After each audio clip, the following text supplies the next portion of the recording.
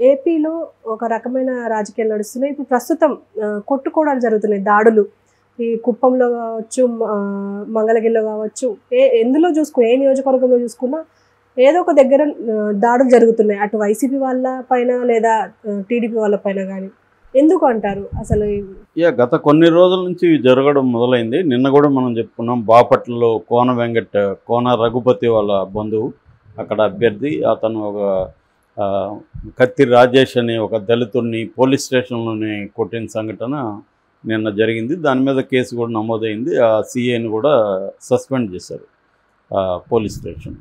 So అది మొన్న జరిగింది. నిన్న చాలా చోట్ల వైలెన్స్ జరిగింది. ముఖ్యంగా పల్నాడులో రెంటచింతల గ్రామంలో ఒక టీడీపీ బూత్ ఏజెంట్లుగా ఉండడానికి ఎవరో రెడీ అయ్యారు ఇద్దరు.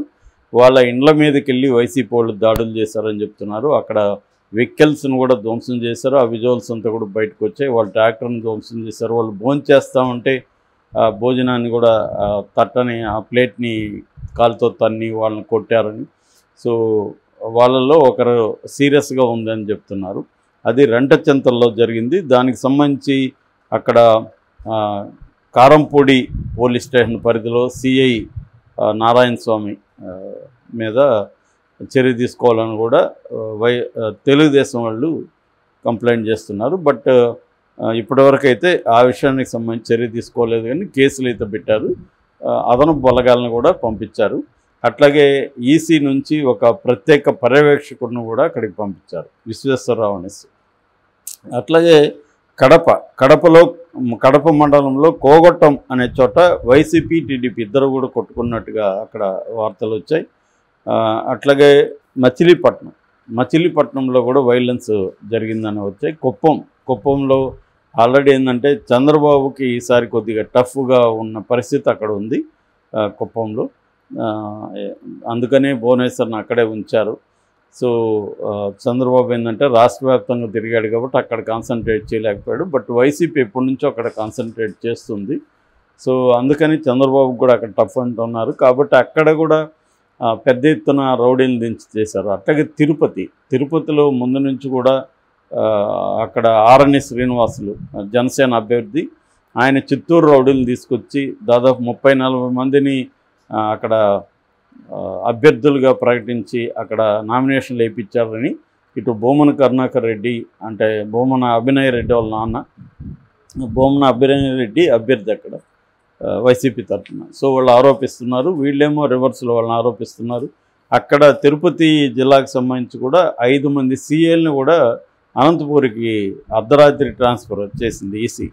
సో దీని మీద ఏమో వైసీపీ ఏమో ఆరోపిస్తుంది, మేము 240 కంప్లైంట్లు ఈసీకి ఇస్తే మా కంప్లైంట్ మీద చర్య తీసుకోవట్లేదు, కూటమి కంప్లైంట్ ఇవ్వగానే చర్య తీసుకొని పోలీస్ ఆఫీసర్లను మార్చేయడం ఇవన్నీ చేస్తున్నారు.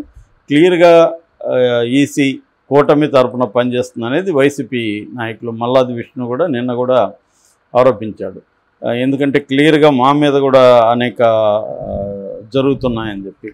సో బట్ దేశవ్యాప్తంగా కూడా ఇప్పుడు 96 స్థానాలకి ఈరోజు ఎన్నికలు జరుగుతున్నాయి 4వ ఫేజ్లో. సో దేశవ్యాప్తంగా కూడా ఇవి కామనే అల్లర్లు అనేవి. ఆ రకంగా చెప్పాలంటే ఇప్పటి వరకు అయితే పెద్ద స్థాయిలో అంటే చంపుకునేది పెద్ద మాస్ వైలెన్స్ అనేది జరగలేదు. ఎందుకంటే ఎన్నికల కమిషన్ విజిలెన్స్ కూడా బాగా పెరిగింది. ఎక్కడికక్కడ సీసీటీవీలు ఉన్నాయి, ఇవన్నీ ఉన్నాయి. లాస్ట్ టైం కూడా ఇవన్నీ జరిగాయి, పల్నాడులో కూడా లాస్ట్ టైం మనం చూసాం.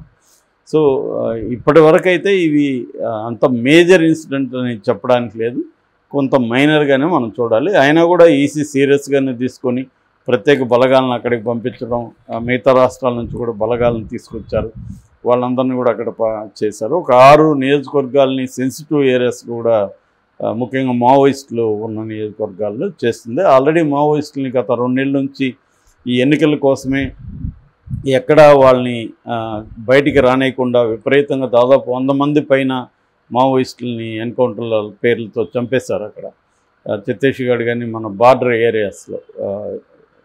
ఏఓబి అంటారు, ఏఓబి అంటే ఆంధ్ర ఒరిస్సా బార్డర్ అంటారు. సో ఈ ఏరియాలంతా కూడా తీవ్రంగా మావోయిస్టుల మీద కూంబిలింగా జరుగుతున్నాయి. ఎందుకంటే ఎలక్షన్ని వాళ్ళు వచ్చి డిస్టర్బ్ చేస్తారని, రెండోది ఎలక్షన్ టైంలో అభ్యర్థులు ఫ్రీగా తిరగాల్సి ఉంటుంది, అభ్యర్థుల్ని కిడ్నాప్ చేయొచ్చు లేదా చంపచ్చు. గతంలో అనేకసార్లు జరిగాయి ఎన్నికల టైంలోని. ఎందుకంటే వీళ్ళు అందరికీ సెక్యూరిటీ ప్రొవైడ్ చేయడం కూడా ఎన్నికల టైంలో కష్టమవుతుంది.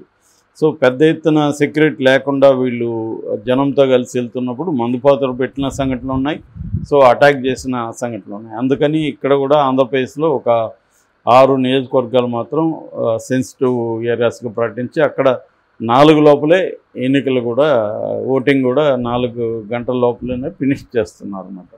సో ప్రత్యేకంగా అక్కడ ప్రత్యేక పారామిలిటరీ ఫోర్సెస్ని అక్కడ మోహరించి వాటి ఆధ్వర్యంలో ఎన్నికలు జరుగుతున్నాయి. సో ఓవరాల్గా అయితే ఇప్పటి వరకు మనకు అందుతున్న సమాచారాన్ని బట్టి పెద్ద మేజర్ వైలెన్స్ అయితే ఏమీ జరగలేదు. ఇవన్నీ కొంత మైనర్ అని చెప్పొచ్చు. దీని మీద కూడా మళ్ళీ వైసీపీ మీద తెలుగుదేశం వాళ్ళు ఆరోపిస్తున్నారు, వైసీపీ వాళ్ళు పోలీసులు అండ చూసుకొని కొడుతున్నారని. కొంతవరకు అది వాస్తవమే కావచ్చు, ఎందుకంటే అధికారంలో ఉన్న పార్టీకి సహజంగానే పోలీసులు అక్కడ హెల్ప్ చేసే అవకాశం ఉంది.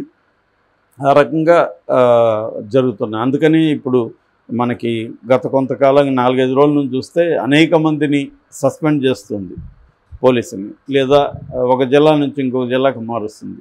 సో ఆ రకంగా కూడా రాత్రికి రాత్రే 5 మంది సీఏల్ని మార్చింది. అందులో అంజు యాదవ్ అని అప్పట్లో పవన్ కళ్యాణ్ ఇక్కడ నుంచి అది పనిగా పోయి తిరుపతిలో ఆమె మీద కంప్లైంట్ ఇచ్చాడు. ఎందుకంటే వాళ్ళ జనసేన నాయకుల్ని ఆమె పబ్లిక్గా చంపదెబ్బలు కొట్టడం, ఆ వీడియోలు అందు బయటకు వచ్చాయి. సో ఆమెను అప్పుడు ఏమీ చర్య తీసుకోలేదు, జస్ట్ ట్రాన్స్ఫర్ చేశారు అంతే. కాళహస్తి నుంచి తిరుపతికి ట్రాన్స్ఫర్ చేశారు. సో ఆమెను కూడా ఇప్పుడు అనంతపూర్కి బదిలీ చేసింది. అనంతపూర్లో అయితే ఎన్నికల డ్యూటీ అయితే ఇచ్చారు వాళ్ళకి, బట్ అనంతపూర్కి వెళ్ళమన్నారు. ఎందుకంటే తిరుపతిలో వీళ్ళందరూ కలిసి అక్కడ కూటమికి యాంటీగా పనిచేస్తున్నారు, పెద్దిరెడ్డి ఆధ్వర్యంలోనూ ఈ పోలీస్ డిపార్ట్మెంట్ ఉంది అనేది అక్కడ ప్రధానమైన విమర్శలు. సో ఓవరాల్గా తీసుకున్నప్పుడు ఎన్నికల వైలెన్స్ అనేది ఆ స్థాయిలో లేదని చెప్పుకోవచ్చు. తెలంగాణలో అయితే తెలంగాణలో కూడా కొన్ని ఏరియాలో వైలెన్స్ జరుగుతుంది, ముఖ్యంగా నక్సలైట్ బార్డర్ ఏరియాలో అవన్నీ ఇక్కడ కూడా సెన్సిటివ్ ఏరియాస్ ఉన్నాయి. సో ఇది బేసిక్గా అయితే ఇప్పటివరకు అందుతున్న సమాచారం బట్టి ఆంధ్రప్రదేశ్లో దాదాపు 10% 2 గంటల్లో పోలింగ్ స్టార్ట్ అయిన 2 గంటల్లో 10% ఓటింగ్ నమోదైందంటే మంచి పరిణామం చెప్పుకోవచ్చు. అదే తెలంగాణలో 9.5%, 9.5% ఇక్కడ అయింది. సో ఆంధ్రలో కొంత అక్కడ నేచురల్గానే ఎప్పుడైనా కూడా మనకి అసెంబ్లీ ఎన్నికల్లో కొంత యాక్టివ్గా పాల్గొంటారు. ఎందుకంటే లోకల్ ఇష్యూస్ ఉంటాయి, లోకల్ ఎమ్మెల్యేలు క్యాండిడేట్లు వాళ్ళు ఆర్గనైజ్ చేసి తీసుకొస్తారు. ఇక్కడ అంత ఎంపీ ఎలక్షన్లు కాబట్టి ఇక్కడ అంత ఇది ఉండదు. ఇప్పుడు హైదరాబాద్లో అంటే ఇంకా కూడా తగ్గిపోతుంది, ఎందుకంటే ఇక్కడ ఉన్న వాళ్ళల్లో చాలామంది ఊర్లకు వెళ్ళిపోయారు. వాళ్ళకి కొంతమందికి డబుల్ ఓటు ఉంటుంది, ఇక్కడ ఉంటుంది అక్కడ ఉంటుంది. దాన్ని కూడా పెద్ద ఎత్తున ఏరేయడానికి ట్రై చేస్తారు, కానీ ఒక్కొక్కసారి ఆ డబుల్ ఓటింగ్ ఉండే అవకాశం కూడా ఉంది అన్నమాట.